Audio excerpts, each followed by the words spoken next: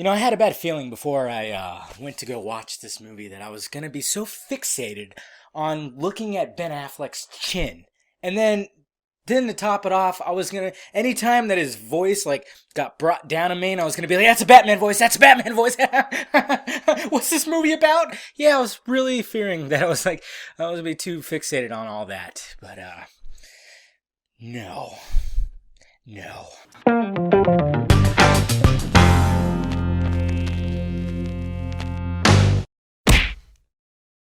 What's happening, my film friends? David the Film Junkie here, bringing you a film review of Gone Girl. And of course, Gone Girl stars Mr. Ben Affleck and Rosamund Pike, and it's directed by one of my all-time favorite directors, David Fincher. And Gone Girl is actually adapted from a novel, a best-selling novel, that everybody was totally anticipating this movie because it's like, hey, Fincher?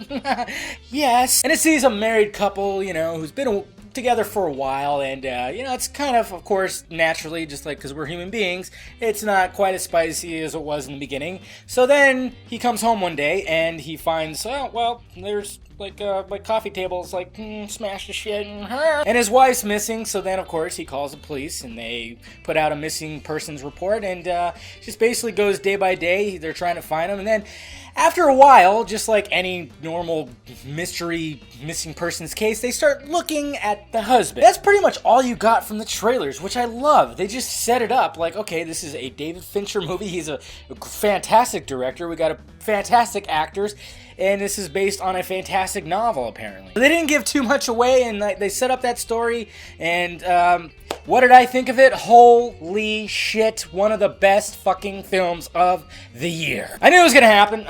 The buzz for this movie is just so gnarly right now. It had an 86% on Rotten Tomatoes. Everybody was really looking forward to this. I love David Fincher. I love his style, and it's there. It's there. It's got David Fincher all over it, and it's just shot so beautifully. So beautifully. And he, like Christopher Nolan, can just pace a movie so perfectly, because this movie's 2.5 hours long, but it does not feel like that. Just like a Christopher Nolan flick that are almost 3 hours long, you just don't feel like it's that long. I mean, when I went and saw Sex Tape, which was like 120 minutes, hour and 20 minutes, I was like, oh man, this movie's like 5 hours long, shit. But this movie is so well paced. That's just what Nolan and Fincher, they just know how to pace a fucking movie. Performances in this movie, everybody stop giving shit to Ben Affleck, please. He is a fantastic actor. He does very well in this role, okay? And it just made me even more excited to see him as Batman.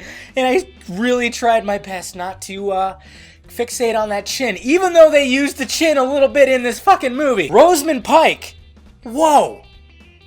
Wow. I kept hearing that her performance was great, but wow, I was not expecting all that. I've seen her in other stuff. She was great in The World's End, that was my favorite movie of last year and everything, and she just blew me away. She blew me away. Even Tyler Perry was great in this movie, and I don't like Tyler Perry because I don't... No. With this book, they could have totally not made a movie and made like a drama series that lasted 2 or 3 seasons. They really could have. There are so many twists and turns in this fucking flick that you just go, whoa, you almost think like it's gonna be too convoluted with twists, but each twist just makes sense, and you find yourself going, holy shit, twists you don't see coming and everything like that. And it was blowing my mind. And like I said, David Fincher all over, it's so well made. So I really don't have a gripe about this movie. I was fully engaged, on the edge of my seat the entire time. Like I said, one of the best movies of the year, man. I tell you what, it just when you thought like, oh man, this movie could end right here, there was still like half the movie to go, and it just kept coming. It just kept coming. Maybe it was just, no, don't make that joke. So does Gone Girl belong on the wall of favorite movies of 2014? I did just say it was one of the best movies of the year, so get that son bitch out there. Can I have a poster that has his chin? Go see this movie, guys. I'm telling you, if you like mystery thrillers, like just twisty turning, you like mindfuck movies, you'll love this movie. If you're a David Fincher fan, he's made films like Fight Club, Seven, The Social Network, Zodiac, just shit like that. If you like those movies, you're going to like or love, like I did, you're gonna love this movie. And for the Ben Affleck haters out there, go watch this movie. You might have a little more confidence in the guy playing Batman because he does a fantastic job. So let me know if you saw Gone Girl down below in the balls area, and let me know what you thought about it.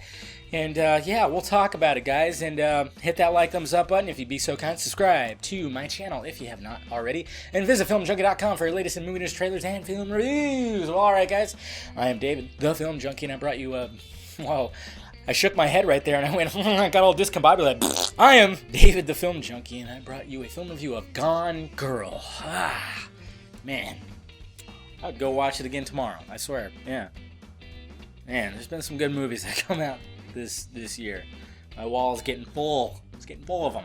So, yeah. Right there. That chin, though. That chin. I'm obsessed, guys. I'm sorry.